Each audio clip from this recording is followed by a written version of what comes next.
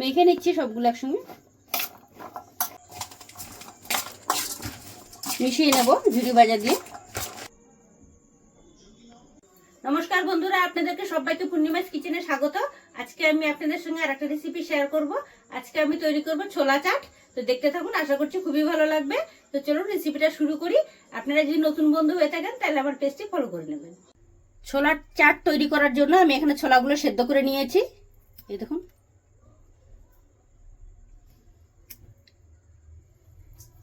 সেদ্ধ করে নিয়েছি ছোলাগুলো।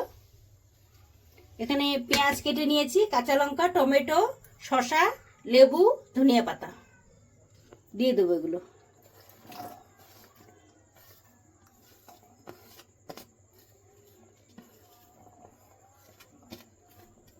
ধনিয়া পাতা দিয়ে দিচ্ছি, অল্প রেখে দিচ্ছি, ওপর থেকে ছড়িয়ে দেবো।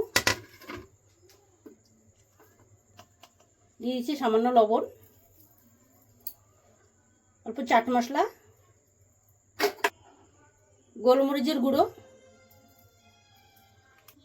কাশ্মীরি লঙ্কার গুঁড়ো সামান্য, লেবু নিয়েছি, লেবুগুলো চিপে নেব।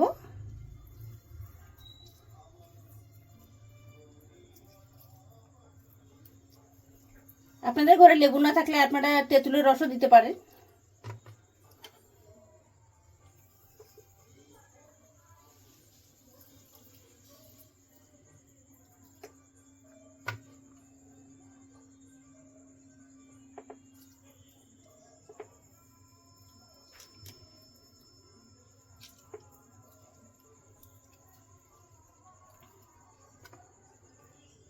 মেখে নিচ্ছি সবগুলো একসঙ্গে।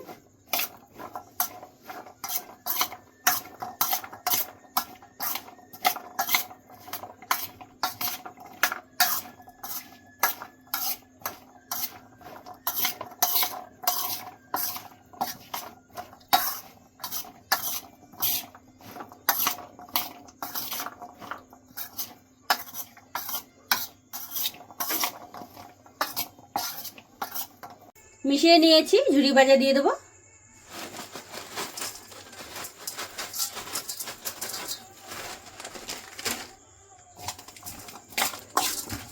মিশিয়ে নেব ঝুরি ভাজা দিয়ে, আর একটু দিয়ে দিচ্ছি। ঝুরি ভাজা দিয়ে খেতে খুবই ভালো লাগে।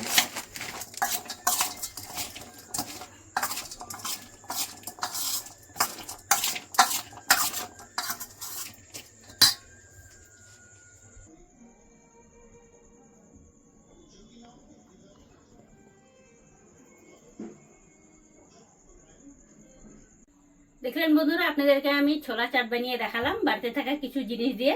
আপনি এরকম বাড়িতে বানিয়ে খাবেন সবাই মিলে, খুবই ভালো জিনিস। এগুলো দেখলে খেতে ইচ্ছে করে।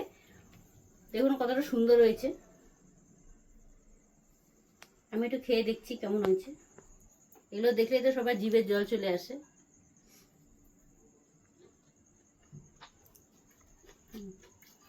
টক টক ঝাল ঝাল, লেবু দিয়েছি, টক লাগছে, খুব ভালো লাগছে।